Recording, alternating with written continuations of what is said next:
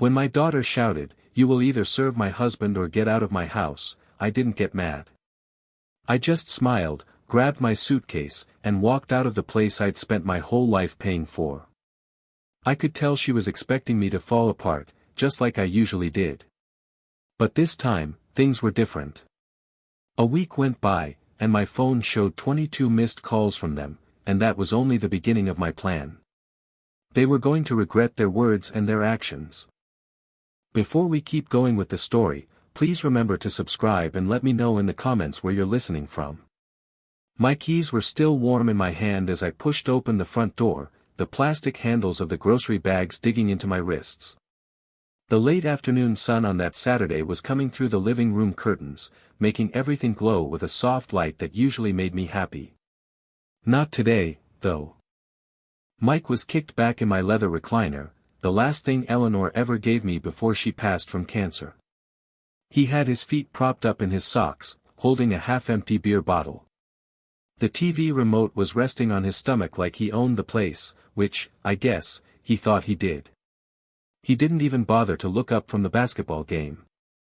"Hey, while you're up, grab me another beer from the fridge." I slowly set the grocery bags down, feeling the weight of the milk cartons and bread loaves. The red marks from the plastic handles stood out against my palms. "Excuse me?" I said. "You heard me," he replied, his eyes still glued to the TV. "A Corona, though. Not that cheap stuff you drink." A cold feeling started to spread in my chest. I'd bought those Coronas just for him, using my Social Security money to buy beer I would never touch. "Mike, I just walked in. I need to put these groceries away," I said. That's when he finally looked at me, with that same look he always had, the one that said I was being difficult and unreasonable. "What's the big deal? You're already on your feet, and I'm comfortable," he said. "The big deal," I told him, "is that this is my house." Mike's feet hit the floor with a thud as he slowly stood up, using his height like a weapon. At 30, he was a lot bigger and broader than me, but I'd been dealing with tough people long before he was even born. "Your house. That's funny, because your daughter and I live here. We're the ones who pay the bills with my money." He took a step closer, still holding the beer. "Look, Matt, we can do this the easy way or the hard way. You want to keep living here peacefully? You do what I say. It's that simple." Just then, the kitchen door swung open, and Jessica walked in, her blonde hair in a messy ponytail and a dish towel in her hand. She took in the scene, Mike standing over me, with the tension so thick you could almost taste it. "What's going on?" she asked, with that warning tone I remembered from her teenage years. "Your father's being difficult," Mike said, not taking his eyes off me. "I asked him to get me a beer, and he's acting like it's a huge problem."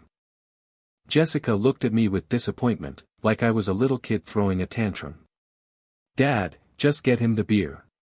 It's not worth fighting over." But Mike wasn't done yet. He moved closer, close enough that I could smell the alcohol on his breath. "See, Matt, here's how it's gonna be. You live in our house, you contribute. That means when I ask you to do something, you do it. No questions, no attitude. Our house." I kept my voice calm, even though my heart was pounding. "That's right," Jessica said, stepping up to stand beside her husband. "Dad, you need to make a decision right now. Either you help Mike and do what he asks, or you can pack your bags and leave." Her words just hung in the air. I looked at my daughter, hoping to see a glimpse of the little girl who used to curl up in my lap during storms. But she just stared back with that same look of entitlement I saw on Mike's face. "All right," I said quietly. Mike smirked, thinking he'd won. "Good. Now, about that beer." "I'll pack," I said. The smirk vanished from his face.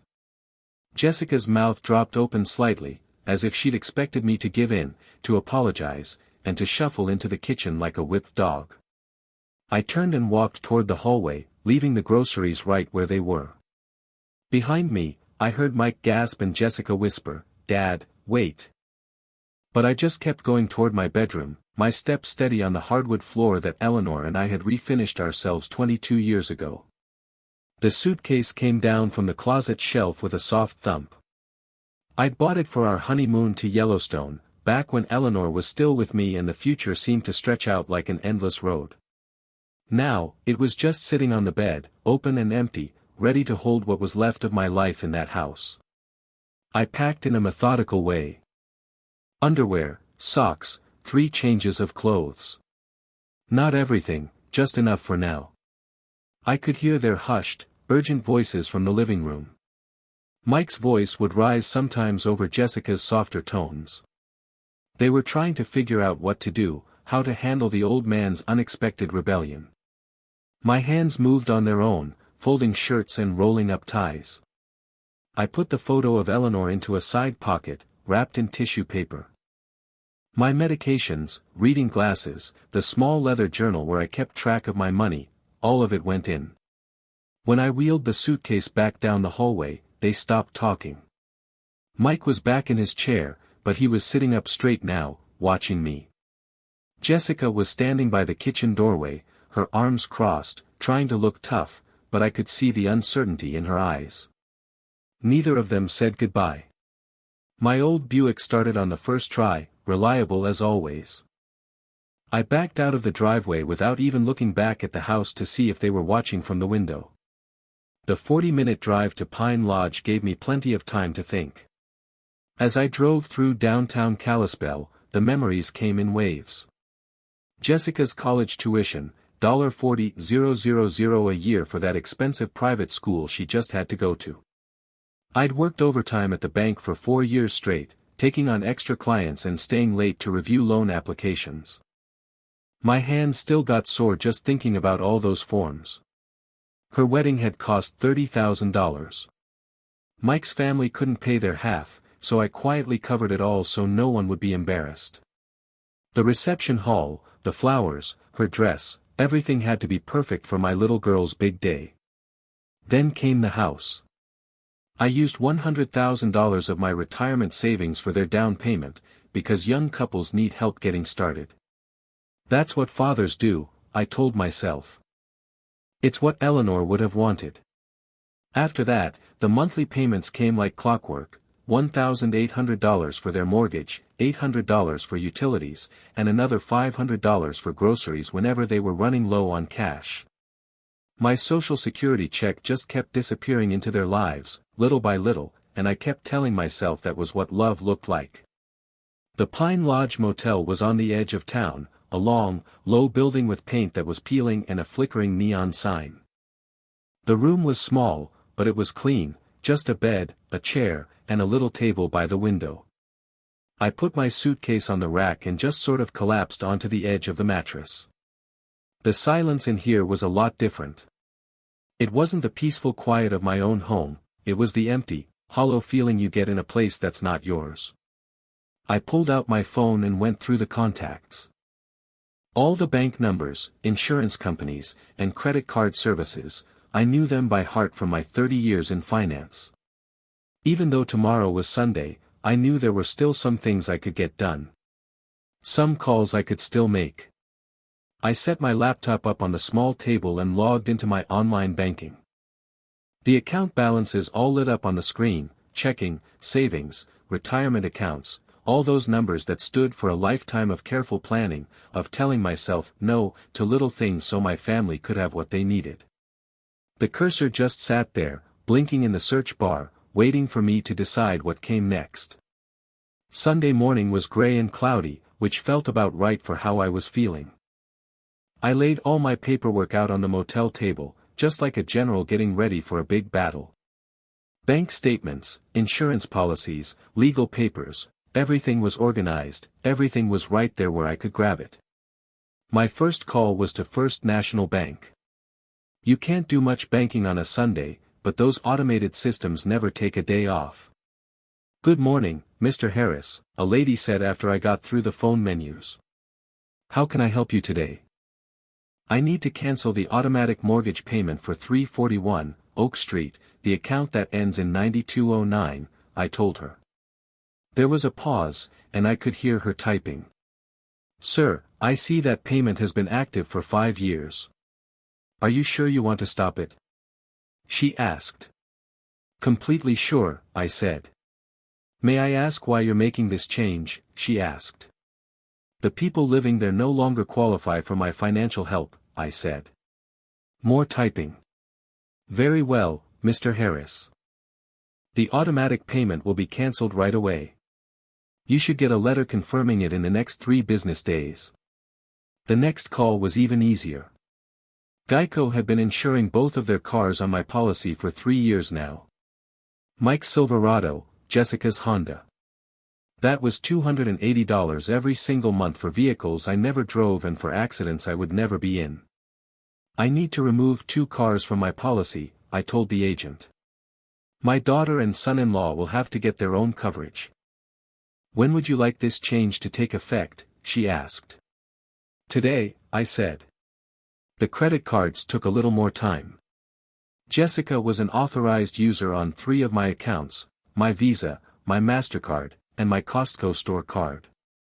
I'd been paying about $800 a month for balances I didn't create and purchases I never made. "Mr. Harris, taking off authorized users will mean they'll have to apply for their own credit," the Visa representative explained. "Any money you already owe will still be your responsibility, but they won't be able to charge anything new." "I get it," I said. "Remove them right away." With every call I made, it felt like a huge weight was being lifted off my shoulders. 30 years of working in banking had taught me all the little tricks of the trade, the legal language, and the right way to do things. Everything I was doing was totally within my rights. The life insurance change had to be done on paper, but I started that process, too. $100,000 that was supposed to go to Jessica, money I'd saved to protect my family's future. But family meant something different to me now. By noon, I had made 8 calls. The mortgage payments were stopped, the insurance was cancelled, the credit cards were blocked, and all those automatic transfers that had been slowly draining my bank accounts for years were finally over. I leaned back in the cheap motel chair and looked at my notes. Confirmation numbers, reference codes, effective dates, all the proof that I was finally taking my life back. My phone just sat there on the table, silent. No missed calls, no messages. They didn't know yet. They probably wouldn't find out until the first payment bounced or when the first bill showed up with their name on it instead of mine. But they would find out soon enough. I closed my laptop and walked over to the window. Across the parking lot, I saw an older man loading suitcases into a pickup truck, and his wife was telling him what to do in a calm, easy way. They were probably just going home after visiting their grandkids, or maybe they were finally taking that vacation they'd been putting off. I couldn't help but feel a little jealous of how easily they worked together, how they moved around each other like they had been doing it forever. That's how Eleanor and I used to be. My phone buzzed on the table. It was an unknown number, and I just let it ring. The next week was pretty quiet for me, but it was anything but quiet for them. I got into a routine at the Pine Lodge. I'd get coffee from the lobby, eat breakfast at the diner down the street, and go for long walks through the quiet neighborhoods in Kalispell. My phone just kept piling up with missed calls, like a collection I had no interest in starting. By Wednesday, there were 12 messages. By Friday, there were 22. I listened to them in order, hearing them go from confused to angry to desperate. The first few were pretty normal, Jessica asking if there was a problem with the mortgage payment. Mike leaving short, annoyed messages about the car insurance being gone. But by the middle of the week, you could hear the panic in their voices. "Dad, what the hell is going on?" Jessica's voice was cracking with frustration. "The bank says you stopped the automatic payment. They want the full amount by Friday, or they're going to start the foreclosure process." Mike's messages got more and more aggressive. "Matt, you need to fix this right now. People are asking me questions about my insurance. You're making us look like deadbeats." The last calls were almost begging. Jessica was crying, promising they would work things out if I would just call them back. Mike tried a different strategy, saying he had been too hard on me and wanted to make things right. I deleted every message after I listened to it, feeling nothing but a little curiosity about how desperate they were getting. Thursday morning, there was a knock on my motel room door. I looked through the peephole and saw both of them. Jessica was in a wrinkled sweater, and Mike was in his work clothes. They both looked like they hadn't slept in days. I opened the door just a little, but I didn't tell them to come in. "Dad," Jessica said, her eyes all red and puffy. Her usual calm way of acting was gone. "We need to talk about this." "About what?" Mike said, pushing forward, his face all red and angry. "About the fact that you're trying to ruin our lives all because of some stupid fight about a beer." "I'm not trying to ruin anything," I said calmly. "I'm just not going to pay for your lives anymore." "The mortgage, Matt." Mike's voice went up a notch. "You can't just stop paying the mortgage. That's our house." "Actually, it's my house," I corrected him. "My name's on the deed, and my signature's on the loan. You two were just guests." Jessica grabbed Mike's arm as he took a step closer to the door. "Dad, please," she said. "We can work this out. Mike was wrong to talk to you that way. We both were. But you can't just leave us with no warning, no discussion. You gave me an ultimatum," I reminded her. "Do what Mike says or get out." "Those were your exact words." "I didn't mean it like that," she said.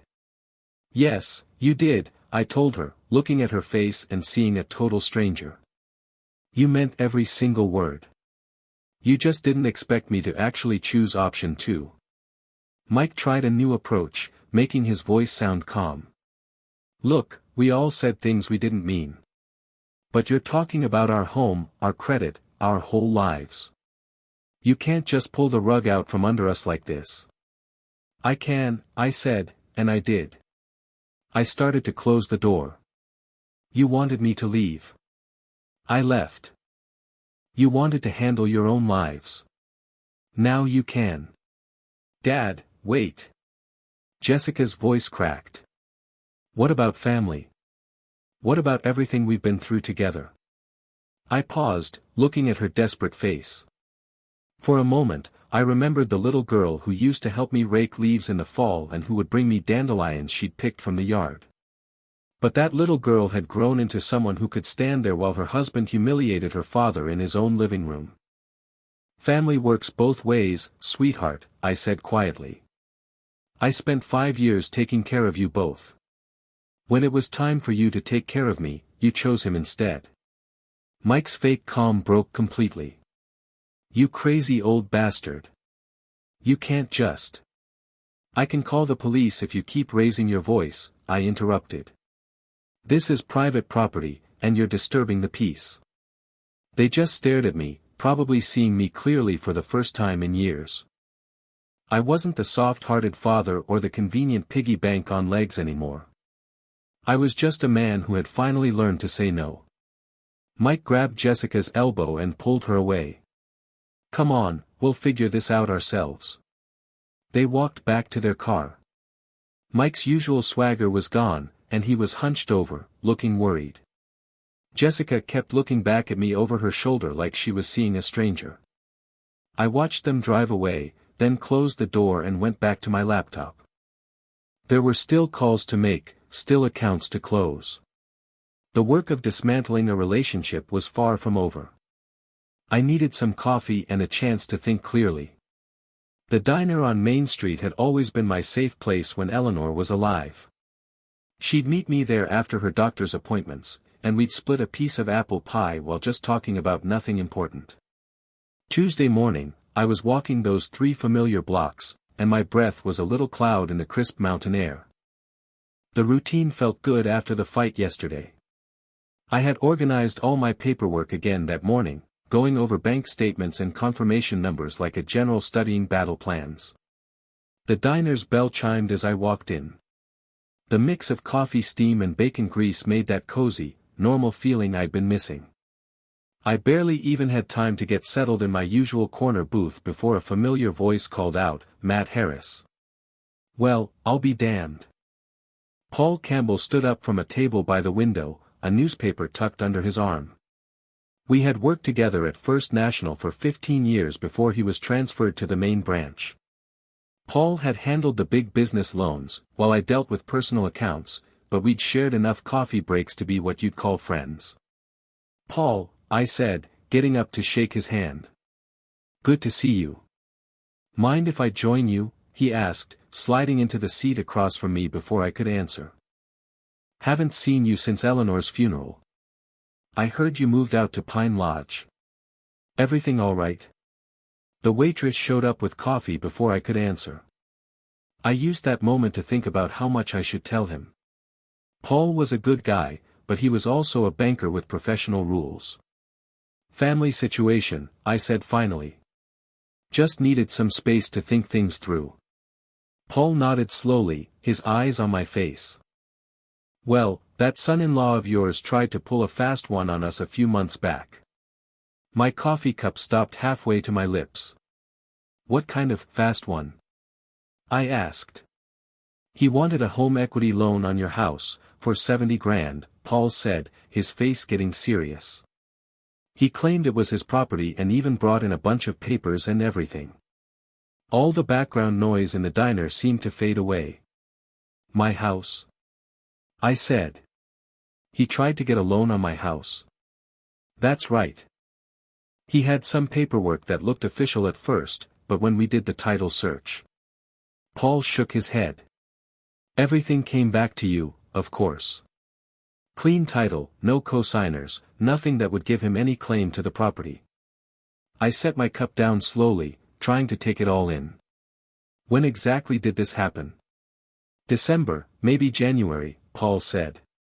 "I handled the application personally because of the amount." "Matt, he wasn't just mistaken about who owned the house. This was straight-up fraud. The documents he brought in were faked." The meaning of what he was saying hit me like a splash of cold water. 3 months ago, Mike had been trying to steal from me. This wasn't something he was doing because of our fight. This was planned. "Did you report it?" I asked. "We just rejected the application and put a flag on his information in our system. Since no money actually changed hands, legally it's a bit of a gray area," Paul explained. "But I kept copies of everything." He looked at my face. "You really didn't know about this?" I shook my head, thinking about all those monthly payments I'd been making, and all those dinners where Mike had complained about money problems while planning to rob me behind my back. What was he going to use the money for? I asked.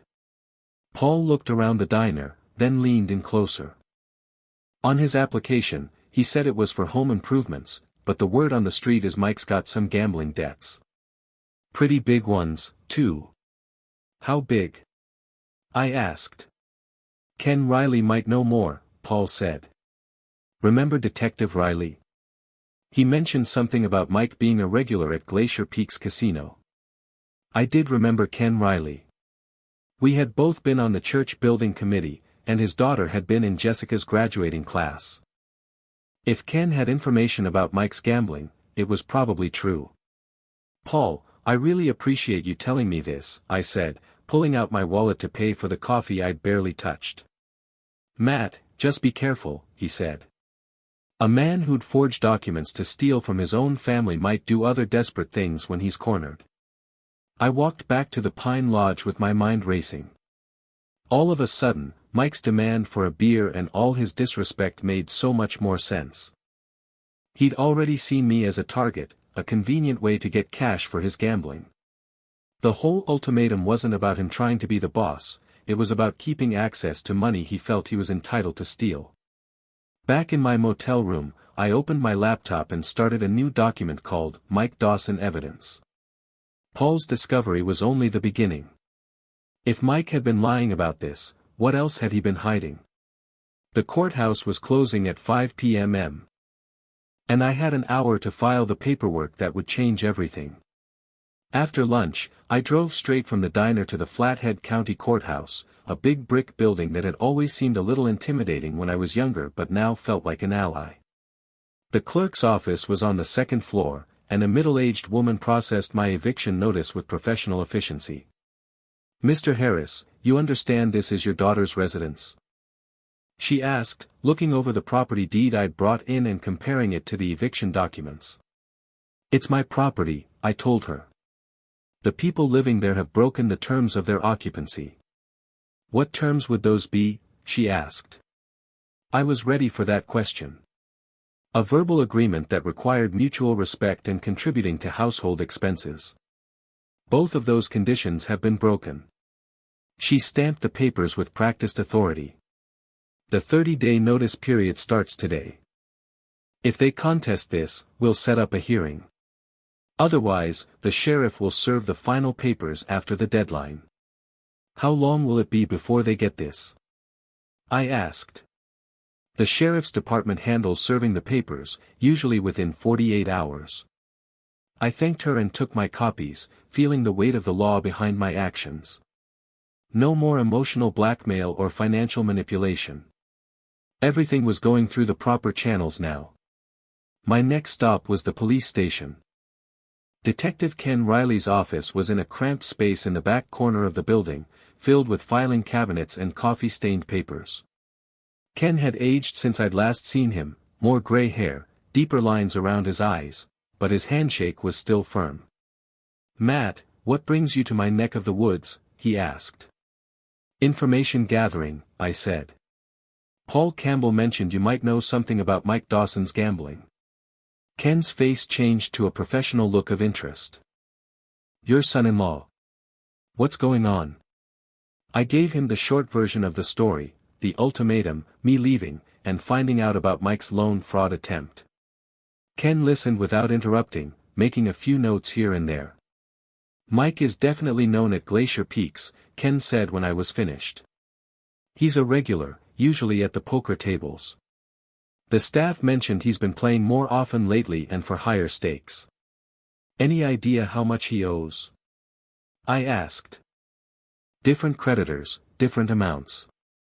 We've had a few calls about collections. Nothing criminal yet, but it's heading that way. I'd guess somewhere between $18,000 and $20,000 total." The numbers hit me hard. Mike had been living in my house, eating my food, and demanding my respect while secretly burning through enough money to buy a decent car. "Who are these creditors?" I asked. "It's a mix of legitimate lenders and some less savory characters. The legitimate ones are getting impatient. The others," Ken shrugged, "let's just say they don't usually involve the police in their collection methods." "What's the timeline looking like?" I asked. "He's been stalling for about 6 weeks. Most creditors will give someone 3 months before things escalate. Mike's running out of time." I left the police station with a much clearer picture of my son-in-law's situation. The gambling explained his desperation, his attempt to fraudulently mortgage my house, and his increasing aggression toward me. I wasn't just a convenient source of money. I was his only hope of avoiding some serious trouble.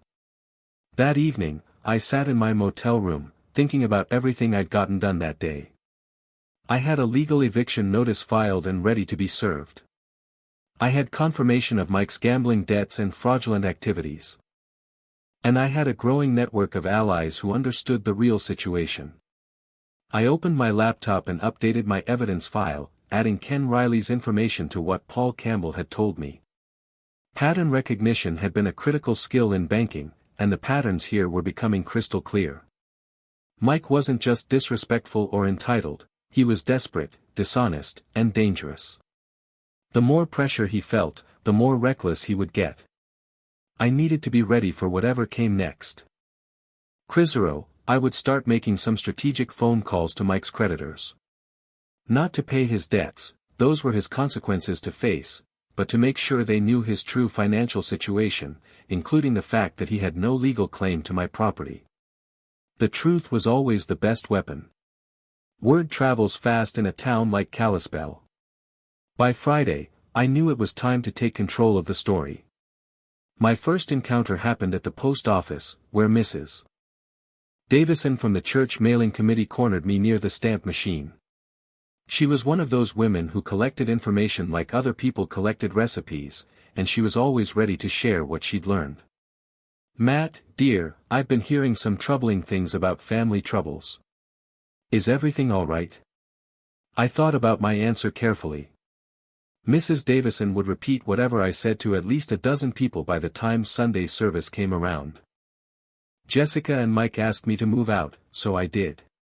Sometimes adult children need to handle their own responsibilities. Her eyebrows shot up. "They asked you to leave your own house." "It seemed like the best solution for everyone involved," I said. "But didn't you pay for their wedding and help them with the down payment?" She leaned in closer, lowering her voice like she was sharing a secret. "I always wondered how they afforded that house on Mike's salary." I just nodded but didn't say any more. The facts would speak for themselves. My next stop was Harris's Hardware, where I'd worked part-time after retiring from the bank. Chris Peterson, the owner, looked up from his inventory sheets with genuine concern. "Matt, I heard you're staying out at Pine Lodge. What's going on?" When I laid out the situation, 3 of the employees gathered around to listen. Their faces told me everything, a mix of shock at Mike's disrespect and anger that I'd been quietly paying their way for years without so much as a thank you. "You covered their college tuition?" Steve, our assistant manager, asked, shaking his head like he couldn't wrap his mind around it. "Mike told us his family had plenty of money. Said they were the ones helping you with your mortgage." I kept my tone steady. "Mike said plenty of things that weren't true." Chris's eyes narrowed, his expression dark. "That makes sense now. He always had cash in his pocket, but he never once worked overtime. We offered him extra shifts all the time. He always had something else going on." "Those commitments were probably at the casino," Emily muttered from her post at the paint counter. By the time I stepped outside the hardware store, I already knew the truth would be circling Kalispell before supper. A small town doesn't need advertising, its grapevine works faster than any billboard ever could. My next stop was St. Mark's Lutheran Church. Pastor Jenkins was setting up for the weekend service when I arrived. He ushered me into his office, handed me a hot cup of coffee, and pointed me toward a chair that had carried the weight of many troubled souls over the years. "Matt," he began gently, "folks have come to me worried about you. Can you tell me what's really happening?" That's what I appreciated about him. He wasn't sniffing around for gossip, he just wanted to help. "Pastor," I told him, "for the past 5 years I've been supporting my daughter and her husband. Last weekend they made it plain, if I wanted to stay in my own house, I had to follow Mike's rules. I walked out instead of agreeing to that." He sighed, sympathy in his eyes. "That must have been a painful choice." "To be honest, it cleared things up for me," I answered. "I love my daughter, but I'll never let myself be treated like a servant under my own roof." Pastor Jenkins nodded thoughtfully. "Sometimes the most loving thing you can do is let someone face the fallout from their own decisions. Sounds like you've been shielding them from that for a long while." "Too long," I admitted. On the way back to the motel, I ducked into Beth's coffee shop for an afternoon cup. The place was buzzing with its usual Friday crowd, retirees swapping stories, tired workers fresh off the clock, and mothers juggling strollers. I slid into a small corner table and listened to the chatter. Bits of conversation floated around me, "Mike owes money all over town. Matt Harris has been paying their bills for years. Always seemed odd they lived so high on his paycheck." The truth was spreading just like I figured it would. Small towns are like living organisms, they digest news fast, and sooner or later, the lies get separated from the truth. On my way out, my phone rang. Mrs. Baker, my next-door neighbor of 2 decades. "Matt, I hope I'm not bothering you," she said softly. "There's been a lot of shouting at your house lately. Mostly Mike, but Jessica too. Yesterday the police even drove by a couple of times." "Thank you for letting me know, Mrs. Baker," I said. I'm grateful you're keeping an eye on things. Are you safe at home? Need anything? Her voice carried genuine concern. It reminded me that support from a community shows up in many shapes and sizes. I'm fine, I assured her. Just taking things one day at a time. That evening, I sat on the motel bed, replaying the day's conversations in my head. I wasn't out to stir the pot, but people saw the injustice clear as day, and the pressure was building on its own. Then the phone buzzed again, an unfamiliar number with a local area code. I figured it was one of Mike's creditors, so I let it roll to voicemail. A man's voice came through. This is Kevin Jones from Frontier Financial Services. We're trying to reach Mike Dawson regarding a past due account. Please return our call. I knew exactly why they'd called me. Mike must have slapped my home address on one of his applications. Just more proof he'd been setting me up to carry his debts. I deleted the message and opened my laptop. Time to add today's discoveries to my evidence file. Deep down I knew I shouldn't have been surprised. Mike was never the type to go down without a fight. Saturday morning started quietly. I had coffee in hand, looking over some bank statements, when the phone started ringing. First Chris from the hardware store, then Mrs. Davison, then Pastor Jenkins. Each call carried the same news. Mike was marching around town, spinning a whole different story. Matt, you need to hear this, Chris said, his voice tight with anger. He came in here about an hour ago, loud as can be, telling everyone you abandoned them without warning. Said you promised to always take care of them, then walked away out of spite. What else did he say? I asked. That you're having some sort of breakdown, Chris answered. Claims you kicked them out because Jessica wouldn't let you control every decision in their lives. Oh, and now he's saying there's some family medical emergency, and you're refusing to help. I thanked Chris and hung up, my mind already spinning. Mike must have been desperate. Only mounting pressure from creditors would push him to start a smear campaign like this. The next call confirmed it. Mr. Harris, this is Detective Riley, the voice said. Mike Dawson came in this morning to file a complaint for elder abuse. He claims someone at your bank is manipulating you into making bad financial choices. Elder abuse. That was his new angle. The detective continued, we told him he'd need medical documentation and witness statements, which he doesn't have. Just thought you should know what he's up to. Not 20 minutes later, my phone rang again. This time it was Jessica's number. Dad, please pick up, she begged, her voice thick with tears. I know you're angry, but there are things you don't understand. I'm pregnant. The stress from all this is making me sick. The doctor says if it doesn't calm down, I could lose the baby. My stomach knotted up, that old protective instinct kicking in, the same one they'd used against me for years. But something in her tone didn't sit right. It sounded rehearsed, desperate in a way that felt too polished. Congratulations on the baby, sweetheart, I said carefully. When did you find out? Last week, she said, voice breaking. Right before everything fell apart. Dad, I can't lose my baby over money. You always told me family comes first. Family does come first, I reminded her. That's why I spent $60,000 on your college and another $25,000 on your wedding. But what about now? What about your grandchild? Her words hung there like a weight between us. If Jessica really was pregnant, and if there really was a medical crisis, then anything I did could have unintended consequences. But the timing felt too perfect. The emotions sounded too practiced, like she was trying to pull me in. Jessica, have you seen a doctor about these pregnancy complications? I asked.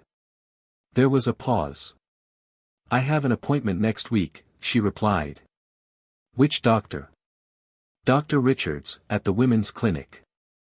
I knew Dr. Richards well. Eleanor had trusted her for years. I figured I could call the office and see how to help with any medical costs. Dad, you don't need to call, Jessica snapped. If there's a real emergency involving my grandchild, I want to help. Dr. Richards will know the best way to handle it. You can't just call my doctor, that's private, she shot back. You're right, I said. She can call me directly about payment options. The line went dead. An hour later, I was walking downtown when I spotted Mike outside the First National Bank. He was loud, as usual, ranting to anyone within earshot, his voice sharp and aggressive, the voice I'd learned to recognize over the years. He's lost his mind, Mike shouted to a small crowd. Senile old man thinks everyone's trying to steal from him. Kicked his own pregnant daughter out of the house over nothing. I approached slowly, calm, and the crowd noticed me before Mike did. Faces turned, expressions shifting as people recognized me as the subject of his tirade. Mike spun around, his face red with fury. There he is. The man who abandoned his own family. Hello, Mike, I said evenly. How's that gambling debt coming along? The words hit him like a hammer. Murmurs ran through the crowd, bits of the puzzle snapping into place. You're crazy, Mike, he sputtered. I don't know what you're talking about. $18,000, I said. According to Detective Riley. Mostly poker tables at Glacier Peaks Casino. I glanced at the crowd. Amazing how much money someone can lose when they're not paying their own living expenses. Mike's face shifted from red to purple. He stepped closer, trying to use his height to intimidate. You senile old bastard. You can't just. I cut him off. I can document every dollar I've spent supporting you for 5 years. Can you document where your paychecks went? The crowd was leaning in now, absorbing every word. Mike finally realized he'd lost control. Come on, he growled, pushing through the people around him. This isn't over, Matt. I watched him storm off. Several people were already pulling out their phones. Within the hour, the Real story would be all over social media. Back at the motel, I opened my laptop and started logging the day's events. Mike's attempts to spin the story were failing because lies don't hold up under scrutiny. The community knew me well enough to see through his accusations of mental incompetence or vindictive abandonment. Still, Jessica's pregnancy claim worried me. If it was true, things were more complicated. I needed confirmation before I made my next move. I picked up my phone and dialed Dr. Richards's office. If there was a real emergency, I would help, but I wouldn't be manipulated by a fake crisis. Mike's public threats had gone too far. I walked back to my motel room and called Detective Riley. James, we need to talk. Mike's behavior today is escalating, and it concerns me.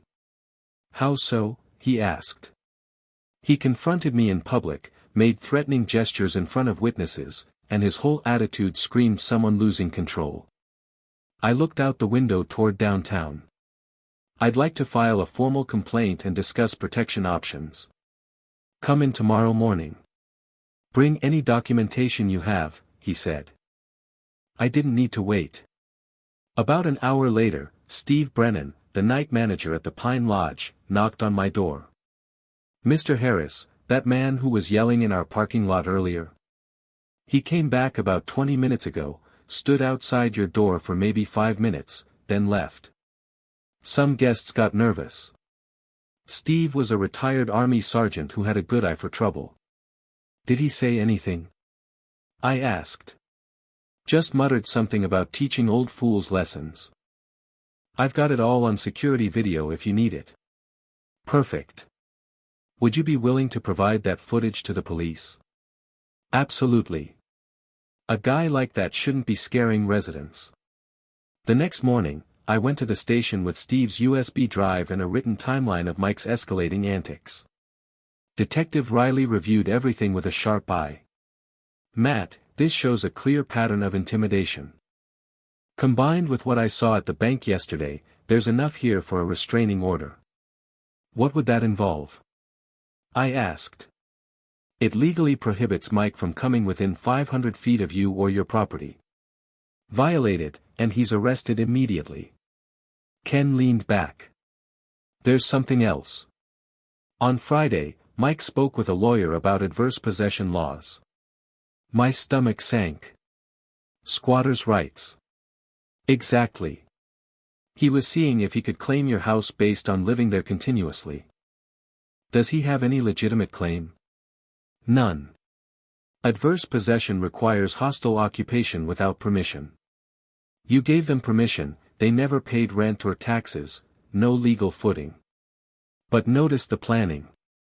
He's been thinking about this for years. And the restraining order? I can fast-track it with this evidence. You'll have it by this afternoon. Walking back to my car, I realized the beer incident had never been about dominance. It was about protecting a long-running deception that would have led to stealing my home. I opened my phone and started making strategic calls. First on the list was Kevin Jones at Frontier Financial Services, one of Mike's creditors who had been calling my number. I picked up the phone and dialed Kevin Jones at Frontier Financial Services.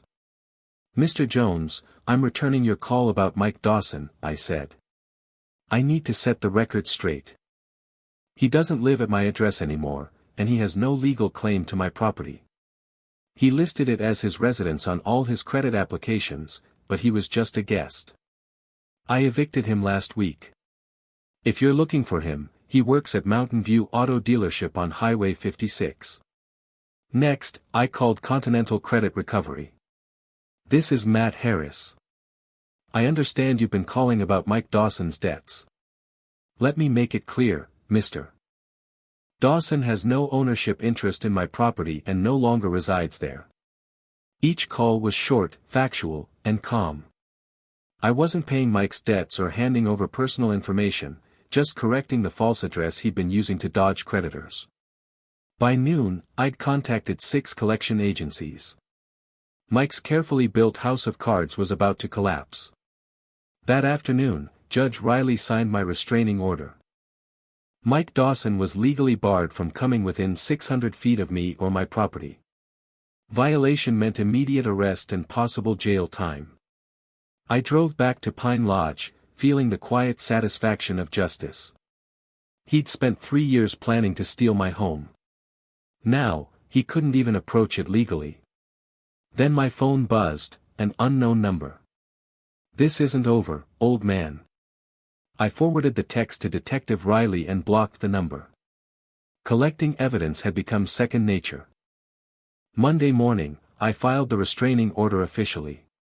By noon, Mike's world was unraveling from multiple angles. The courthouse clerk stamped the final copy with practiced efficiency. Mr. Harris, this order is effective immediately. Any contact or approach within 500 feet is a violation. I thanked her and walked to my car, knowing the sheriff's deputy would serve Mike the papers within hours. My phone rang again. Mike Brennan from Mountain View Auto. He'd been Mike's boss, a good man who'd built his dealership on trust and reputation. I need to ask you something directly. Are the things Mike's saying about you true? He asked. What has he been saying? That you had some breakdown, threw him out over dementia concerns, that there's a family medical emergency, and you're refusing to help. His voice carried skepticism. Matt, I've known you for 20 years. This doesn't sound like the man who co-signed my son's first car loan. I explained calmly. Mike gave me an ultimatum, obey his orders or leave. I left.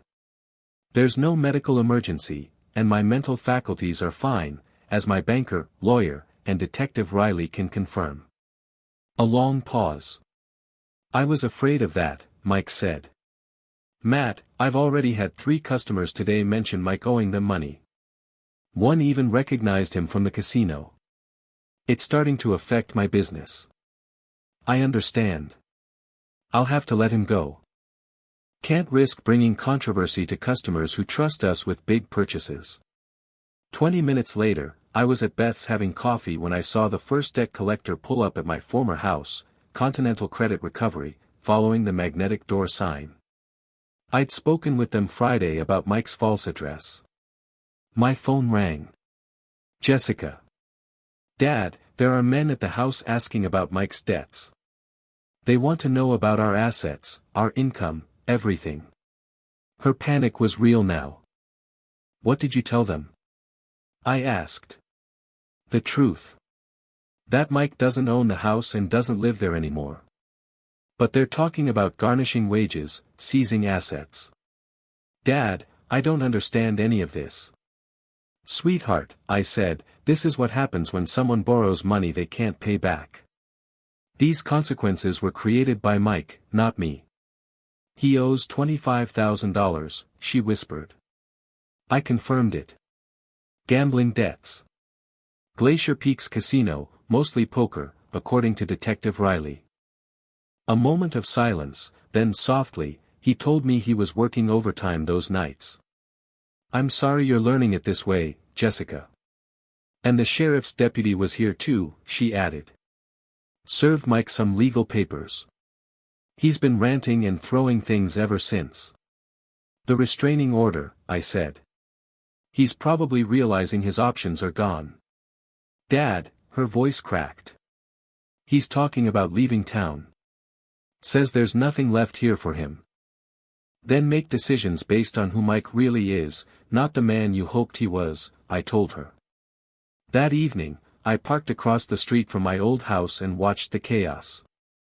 3 different creditor vehicles had come by during the day. Mrs. Baker waved at me sadly from next door, keeping her watchful eye on everything. Through the living room window, I could see Mike and Jessica arguing. His gestures were desperate and aggressive, hers were defensive and scared. The fairy tale marriage built on my money was crumbling under the weight of reality.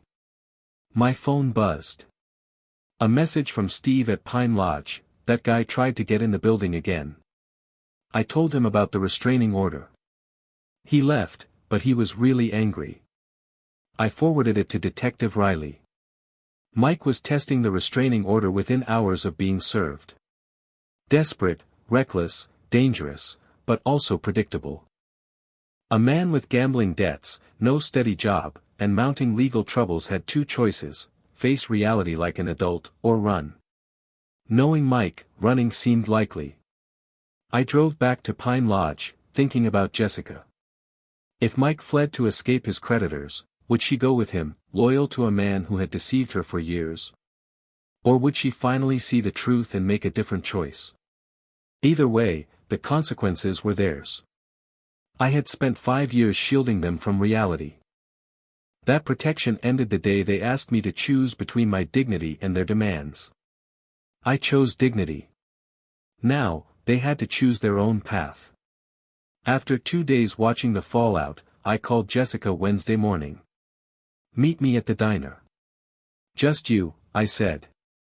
I can't just leave Mike right now, Dad, Jessica said, her voice strained. He's really struggling with everything that's happening. Then we have nothing to talk about, I told her, my voice firm. The restraining order means I can't be anywhere near him anyway. A long silence followed. Where do you want to meet? She finally asked. The Main Street Diner, at 2 o'clock, I said. We'll take that back corner booth where we can have some privacy.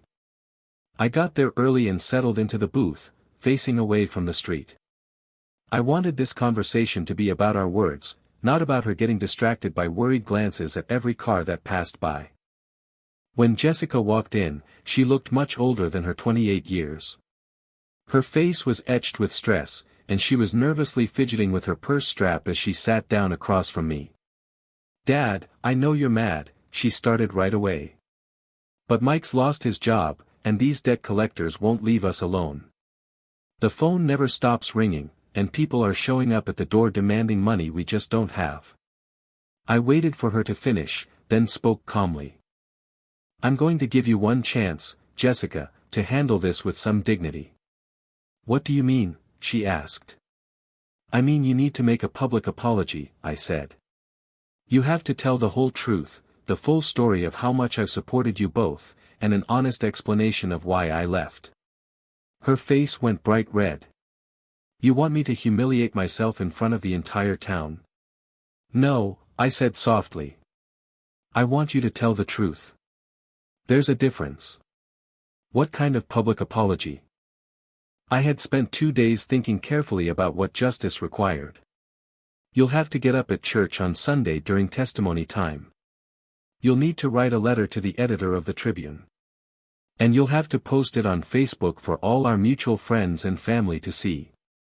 Full details, the college tuition, the wedding costs, the mortgage payments, and the ultimatum that forced me to leave. Her eyes went wide. Dad, people will think. People will think you had a father who loved you enough to sacrifice his retirement security for your happiness, and that you took it all for granted until it was gone. I watched as she stared down at her coffee, which she hadn't touched. What about Mike? She finally asked. Mike is no longer part of any plan that involves me. The restraining order is permanent. If you stay married to him, that's your decision, but it also means you're choosing him over any relationship with me. You're asking me to choose between my husband and my father, she said quietly. I'm asking you to choose between a man who threatened you and a man who raised you, I replied. The fact that you see those as the same thing tells me everything about how far apart we've drifted. She was silent for a long moment, just thinking. What about the house? She finally asked. It's been in our family for generations. It's going to the Montana Veterans Housing Initiative, I said. 3 families of veterans will live there, people who truly understand what service and sacrifice mean. The words hit her hard. Her expression fell. But the will? She said. It's already changed, signed, witnessed, and filed with my attorney. Even if you do everything I've asked of you perfectly, the house won't come back to you. That decision is final. Why? Because I need to know that any reconciliation we have is based on love, not on the promise of an inheritance. For 5 years, you treated me like a convenient source of money. I need to see if there's anything left between us beyond just financial dependency. Tears filled her eyes then, real tears this time, not the calculated ones I'd gotten used to. I'm sorry, Dad, she whispered. I really am. I never meant for things to go this far. Sorry isn't enough anymore, sweetheart. The whole town watched you and Mike treat me like a servant in my own home. They watched you choose his demands over my dignity. Words alone won't fix that. I need to see actions. What if I can't do it? What if I can't stand up and admit how wrong we were? Then you'll live with the consequences of that choice. Mike will probably leave town to escape his creditors, men like him always do. You can go with him and start over, or you can stay here and rebuild your life honestly. And if I do what you're asking, she asked. Then maybe, over time, we can build a real relationship, one not based on money, guilt, or obligation, but on mutual respect between 2 adults. She wiped her eyes with a napkin. How long do I have to decide? Sunday morning. Church starts at 11. If you're not there to tell the truth, I'll know you've made your choice. She stood up slowly, looking older and more fragile than when she'd arrived. Dad, do you think you could ever forgive me? I looked at my daughter, really looked at her, and caught glimpses of the little girl who used to braid dandelions into crowns and demand bedtime stories about brave princesses. Forgiveness and trust are 2 different things, Jessica. I forgave you the day I decided to leave instead of fighting. But trust has to be earned back, one honest action at a time. She nodded and walked toward the door, her shoulders bent under the weight of a choice that would shape the rest of her life. I stayed in the booth, watching her drive away. Sunday was 4 days away. By then, I would know if my daughter had the courage to choose truth over comfort and responsibility over loyalty to a man who never deserved it. Sunday morning arrived, clear and cold. I walked into St. Mark's, wondering if Jessica would find the courage to speak. The sanctuary was fuller than usual, word had spread about some family announcement. I took my usual pew 3 rows from the front and waited. Pastor Jenkins began the service with familiar hymns and readings, but the congregation's energy was filled with a tangible anticipation. When it was time for the testimonies, Jessica rose from the back row. She looked so small walking down the aisle, but her steps were steady. At the podium, she gripped the edges and scanned the faces she had known her whole life. "I need to tell all of you something important about my father," she said, her voice carrying clearly through the silent sanctuary. "For the past 5 years, Matt Harris has been supporting my husband and me financially. He paid $185,000 for my college education when I could have gone to a state school. He paid $35,000 for my wedding when Mike's family couldn't afford their share." Murmurs rippled through the congregation.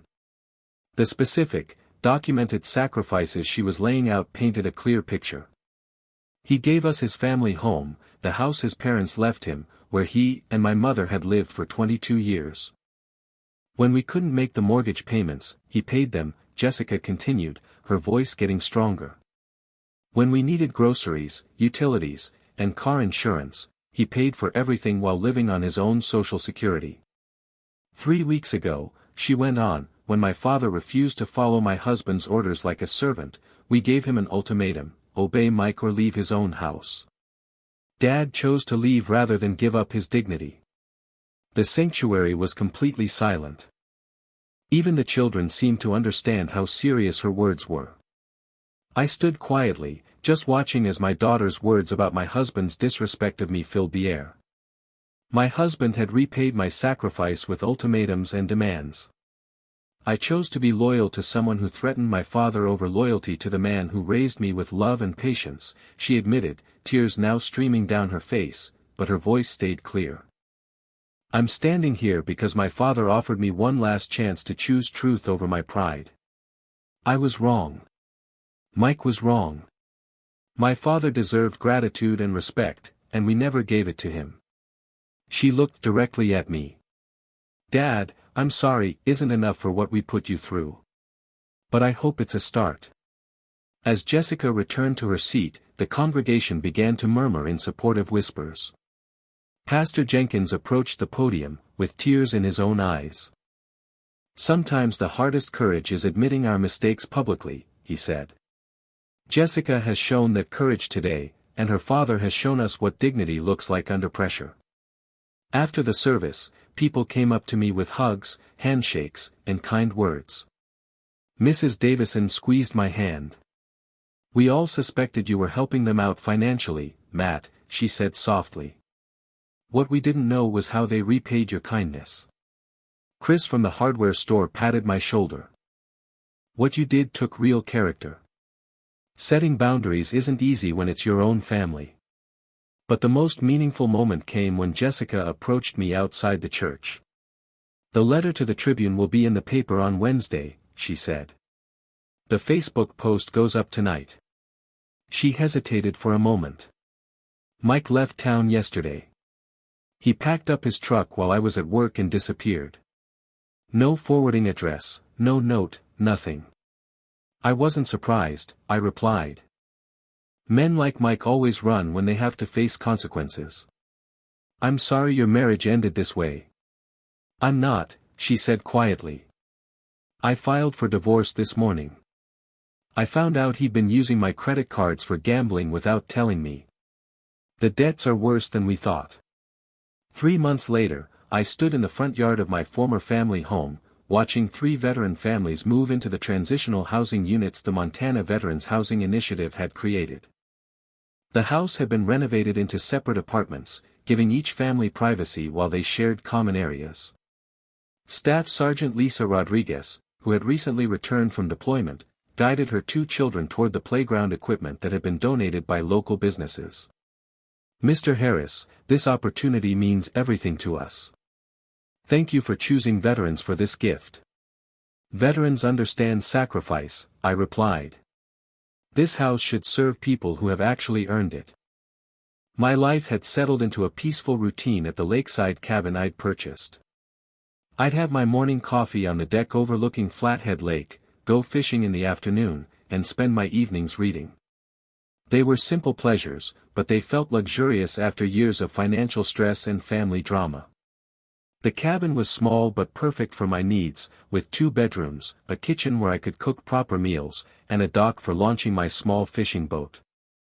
My phone buzzed with a text from Jessica.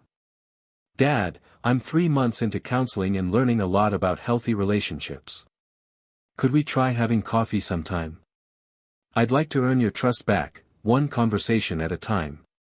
I smiled, gazing out at the lake where an osprey swooped down low, snatching a fish from the water. Jessica had kept her word about the public acknowledgments. The newspaper letter had been thorough and honest. The Facebook post had generated dozens of supportive comments from people who finally understood the real story. More importantly, she was taking responsibility for rebuilding our relationship instead of expecting forgiveness without any effort on her part. I typed back, "Coffee sounds good. Saturday morning at the diner." Her response came immediately, "I'll be there. And Dad, thank you for not giving up on me completely." I set the phone aside and watched the osprey rise from the water, a fish clutched in its talons. Sometimes, patience and dignity are rewarded, even when the wait seems endless. The sun was setting over the Rockies, painting the lake in gold and orange. In the distance, I could hear children laughing at the Veterans Housing Complex, families building new lives in a home where I had learned the difference between generosity and enabling. Justice had been served. My dignity had been preserved. And maybe, just maybe, a daughter was ready to earn back her father's trust through honest effort instead of manipulation. It had been worth the wait. If you enjoyed this story, please like the video, subscribe to the channel, and share your impressions in the comments. To listen to the next story, click the box on the left. Thank you for watching.